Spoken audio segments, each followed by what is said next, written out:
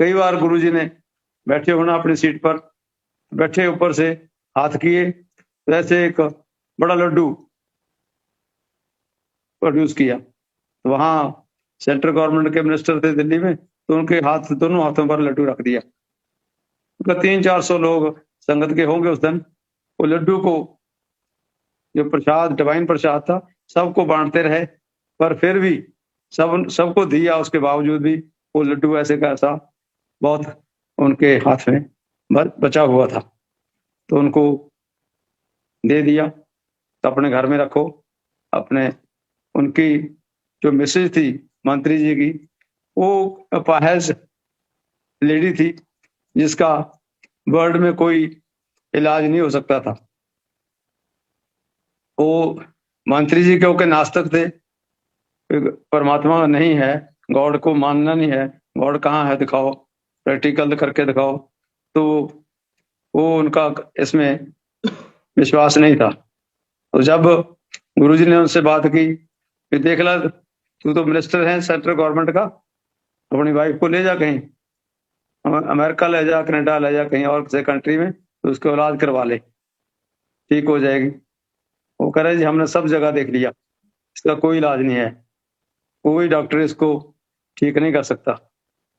तो गुरुजी ने कहा कि अपने आप को सरेंडर कर, पहले मंत्रिमंडल आपका बाहर छोड़कर आ, अपनी जो बुद्धि है उसको बाहर छोड़कर आ, सरेंडर करके बैठ। मैं इसको कोई दवाई नहीं दूंगा, पर आप देखते रहना कि ये यहाँ लंगर इसको देना, चाय प्रसाद लंगर लेगी तो इसका सारा रोग खत्म हो जाएगा।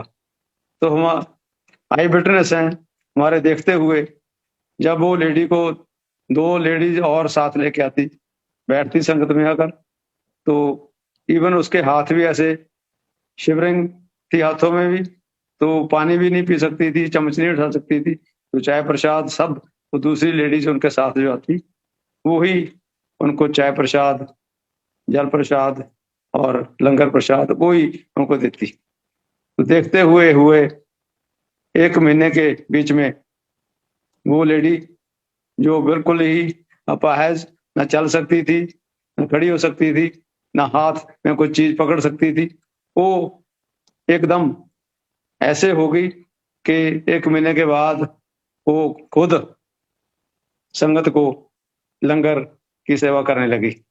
जिसका हाथ में एक गिलास या चम्मच भी नहीं उठता था, वो रोटी हाथ में उठाकर, दाल सब्जी लेकर पूरी संगत की सेवा में जुट गई। तो उसको बताया मंत्री जी को, भाई तू कह रहा है गॉड नहीं है, गॉड यही है, ये तेरे सामने देख ला, जो तू कह रहा था नहीं हो सकता, वो तेरे सामने आज कैसे हुआ। ये आज इंडिपेंडेंट है, गाड़ी भी चला सकती है, जो कि कभी उसको 2 लोगों को सहारा लेके उसको बिठाना पड़ता था। तो ये गुरु कृपा ही है।